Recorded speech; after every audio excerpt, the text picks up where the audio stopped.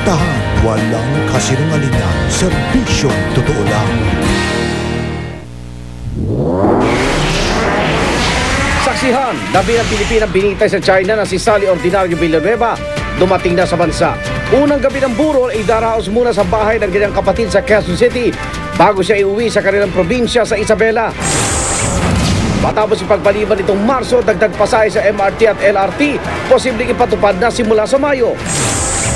Daloy ng trapiko sa South Luzon Expressway, inaasahang gagaan na sa pagbubukas ng bagong gawang bahagi ng Skyway mula Bikutan hanggang Alabang.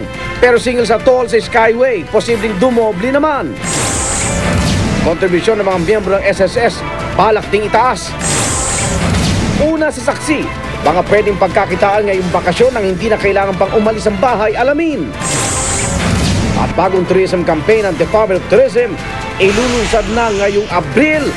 Pero mga aktibidad tuwing Semana Santa tulad ng penitensya, hindi kasama sa ipinopromote ng tourist attraction.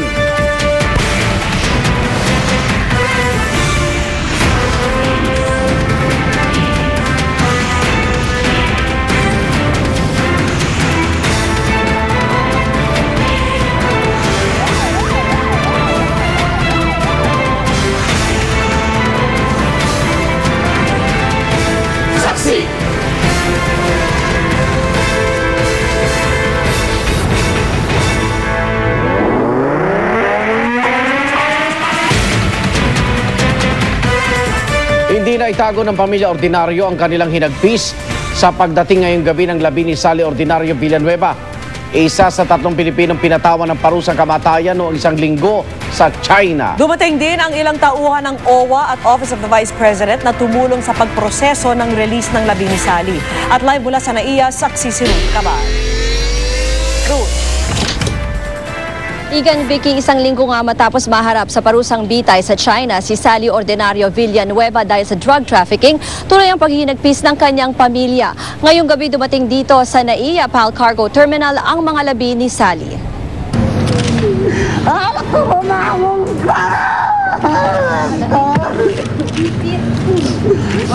Pagkita pa lang sa labi ni Sally na nakabalot pa ng berdeng tela, halos maglupasay na sa pag-iyak ang inang si Aling Edith. Punong-puno rin ng hinagpis ang mga kapatid na sina Mirasol, Maylene at Jason. Nakayakap ng mahigpit sa kabaong si Aling Edith at kinakausap ang anak. Pangako niya pananagutin ang nasa likod ng sinapit ni Sally. Nakipaglalahang kita, anak. Gagawin ko ang lahat. Kung sino man yung magawa sa'yo, nagpatuhan mo. At gagawin ko talaga. Ipaglalaman ko yung kaso ng anak ko. Inilayo na ng pamilya si Aling Edith sa labi ni Sally pero tuloy ang pag-iyak niya hanggang sa binuhat na palabas ng anak na si Jason. Bakit yung ginawa yung pinatay niya? Walang kasalanan. Walang kasalanan. Bukod sa pamilya ay nandito rin ang mga opisyal ng Office of the Vice President at OWA na tumulong sa pagproseso ng release ng labi ni Sally. Bago mag-alas 9 ng gabi dumating ang PR Flight PR331. Galing Xiamen, China, lulan ang labi ni Sally. Pero bago pa man dumating ang labi ni Sally, halos tuliro na si Aling Edith. Hirap daw siyang tanggapin ang sinapit ng anak. Lalo pat sa pauwi niya bukas sa Isabela, dapat sana'y masayang selebrasyon ang daratnan niya sa pag-graduate na salutatorian ng anak ni Sally. Darating naman yung mama niya ngayon. Atin yung mama niya. Ay, yung mama niya, yung mama ni Princess, darating ngayong gabi. Bukas makakauwi na rin sa kanila. Siyempre, ano naman si Angel na siya eh. Makakarating na siya doon. Sa ngayon, ito malulungkot pa rin sa nangyari kay ate ko. Kaya lang pilit namin nilalakasan yung loob namin. Dahil yun nga ang payo ng ate ko, hindi naman daw siya nawala. Kundi, ano daw po, guardian angel daw po namin siya. Igan, Vicky, mula rito sa NAIA ay dinala na nga sa bahay ng kanyang kapatid sa Batasan Hills sa Quezon City ang mga labi ni Sally. Live mula rito sa NAIA sa Pasay City, ako si Ruth Cabal, ang inyong saksi. Sinimula na ng mga kapitbahay ni Sally Villanueva at ilang miyembro ng Gabriela at Migrante Pagtasal para sa binitay na Pilipinas sa China. Nakaset up na rin ang mga kakailanganin para sa unang gabi ng burol.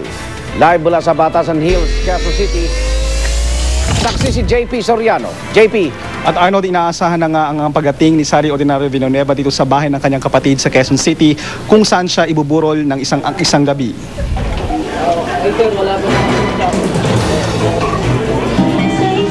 Anumang oras ngayong gabi ay inaasahan darating dito sa Batasan, Quezon City ang labi ni Sally Ordinario Villanueva, ang isa sa 3 Pilipinong pinatawan ng parusang kamatayan sa China. Bago pa ang pagsundo, nakasetup ng funeral service para kay Sally. Inumpisahan na rin ang padasal sa kanya ng ilang kapitbahay at mga miyembro ng Gabriela at migrante na narito ngayon. Dito paglalamayan si Sally hanggang alas 8 ng gabi bukas, kung kailan ibabiyahe naman ang labi ni Sally papuntang Etxague, Isabela. Sabi ng ama ni Sally na si Peter, habang buhay daw niyang ipaglulok siya ang anak. Sa amin po talagang nanibago po yung buhay namin nung bumalik siya na wala na pong buhay.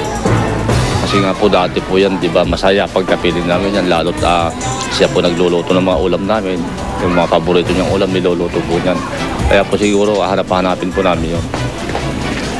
At Arnold, ang mga alaalang yan ang siya raw sa siriwain ng mga kaanak ni Sally na narito na rin ngayon sa bahay ng kanyang kapatid sa Quezon City.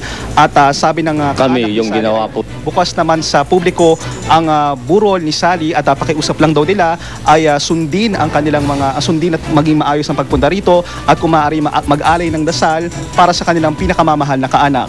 Live mula rito sa Quezon City, ako si JP Soriano, ang inyong saksi. Pinaghahandaan na rin ng iba pang kaanak ni Sally Villanueva ang magiging lamay sa kanyang hometown sa Isabela. At live mula sa Isabela, saksi si Victoria Tulay. Victoria. Vicky, Biyernes pa nga inaasahang darating dito sa Etxague, Isabela ang labi ni Sally Ordinario Villanueva. Pero ngayon pa lang, naghahanda na para sa burol na gagawin dito. Pasado alas 7 ng gabi nang simula ng mga kapitbahay ang padasal para kay Sally Ordinario Villanueva sa kanyang bahay sa Habitat Village, Barangay Gumbawan sa Etxague, Isabela. Ngayon pa lang may nakahandang tolda. Dito ibuburol si Sally.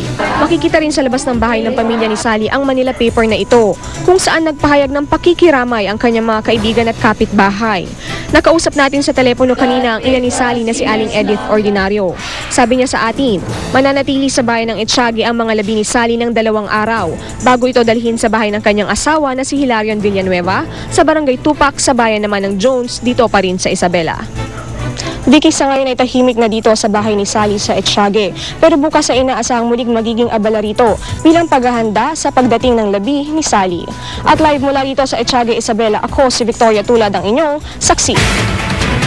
Sa ibang balita, sinimula na manhunt operation laban sa 5 hostage taker na bumihag sa 16 na tao sa Prosperidad, Agusan del Sur. Umayag ang mga hostage taker na palayain ang mga natitirang bihag kahit hindi nasunod ang demand nilang pakawalan ang nakakulong nilang leader na si Ondo Perez. Mula sa Prosperidad, Agusan del Sur, saksi si Rauna Crisostomo. Inabot ng 5 araw bago tuluyang napalaya ang lahat ng mga bihag ng Ondo Perez Group dito sa Prosperidad, Agusan del Sur. Ngayon, problema naman kung paano darakpin ang 5 ng hostage sa kanila. We are now conducting a massive pursuit operations. And we are also we have also directed the CIDG of Region 13 to conduct the necessary investigation. Alas 6 ng umaga nang matagpuan ng mga bihag na inabandona ng armadong grupo sa Sitio Balete, Barangay La Purisima. Agad silang isinailalim sa stress debriefing at medical check-up sa bahing Prosperidad Mayor Alvin Magdamit. Pero bago nito, 2 guro na ang pinakawalan noong linggo. Lunes naman ang palayain ng isang 13 taong gulang na estudyante. Sa pakikipagnegosasyon ng Crisis Management Committee, napapayag ang grupo na hindi nang idinedemand nilang pagpapalaya sa leader na si Ondo Perez ang kapalit ng mga hostage. We feel Ondo Perez can also help in the release of the hostages. Ayun nga, sinabi namin, anong gusto mo? Anong may tulong ng gobyerno sa iyo? And Ondo just simply said, just treat us fairly. Well, it's yung sa kaso, matulungan siya sa kaso, mapadali po ang desisyon ng kaso. Ang maayos na pagtatapos ng krisis, pinuri ng palasyo. Masaya tayo na wala nasaktan. I was happy also with the response of government forces that we really did all of the things necessitated by the playbook on how to handle such situations. Pero paalala ng Teachers Dignity Coalition sa DepEd, obligasyon daw ng kagawaran na magbigay ng dagdag allowance sa mga gurong nasa delikadong lugar, nakatumbas daw ng 25% ng kanilang sahod. Wala pang tugon ng DepEd sa paalalang ito, pero una nang nanawagan ng DepEd na bigyan ng karagdagang seguridad ang mga guro sa mga liblib na lugar, kundi pag yung departamento ay walang assurance na mabibigay ito ng LGU, hindi kami magdadalawang isip na magsara kasi sa katapusan ng araw ang importante sa amin yung talagang safety ng ating teachers and students. Mula sa Agusan del Sur, ako si Rauna Crisostomo, ang inyong saksi.